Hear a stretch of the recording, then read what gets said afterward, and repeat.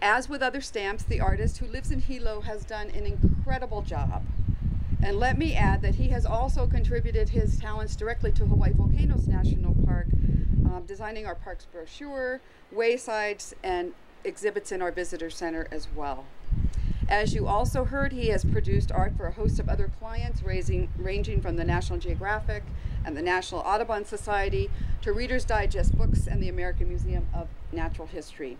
Let's give a hearty round of applause to the creator of this stamp, our very own Hilo boy, Mr. John Dawson.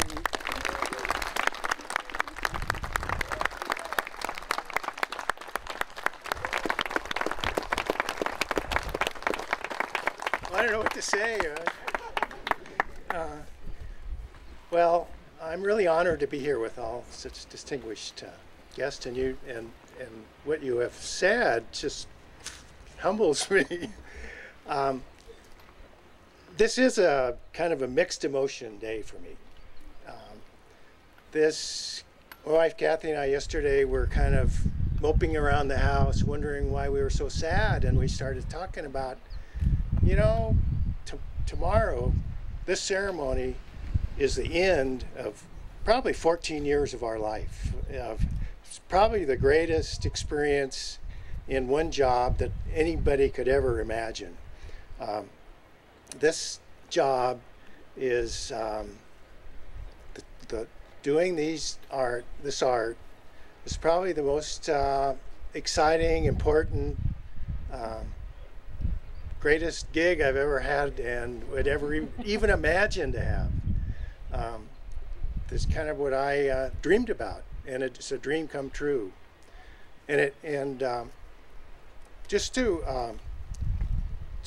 give you a little short history, I'll make it really short.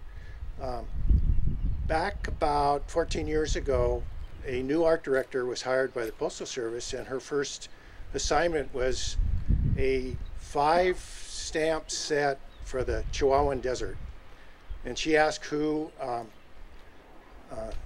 she asked around, and my name was given to her by several people.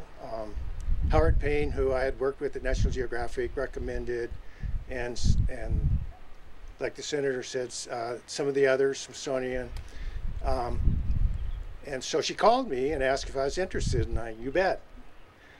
So I did the drawing, and I did a little color rough for the 5 stamps for Chihuahuan Desert. And in the interim, Postal Service saw that maybe this could be expanded. They decided to do a set of 10, and maybe it was going to be a series. So I boldly asked, well, who's going to be the artist for this series? And they weren't sure, and so I said, can I make a presentation? So Kathy and I flew to Washington and made a presentation. It was a full day showing what I could do, what I had done in the past, and so they hired me. Now, they were smart in that they only give me contracts for each one. So that if I blew it, they could go find somebody else. So the pressure was on. I had to do a good job on each one. But working with the Postal Service is great. They are, to me, a really great outfit. I worked for a lot of different clients. Postal Service is one of the best. Working on all of these paintings, I learned a lot. I've learned as much as anybody about the ecosystems, how important they are. And we tried to cover the whole United States. And when they decided that 12 was going to be the final number, we kept saying, oh, but there's 20 more ecosystems that we could do. We could go on for so anyway, but they said, no, you've done 120 stamps, I think, but it has been a great experience. And to top it off, I get to do a painting of my backyard. And I have been working in the park for over 10 years, doing visitor center paintings. And there's not just one ecosystem here. There's 7 or 8 ecosystems in this park. Rainforest is just one of them.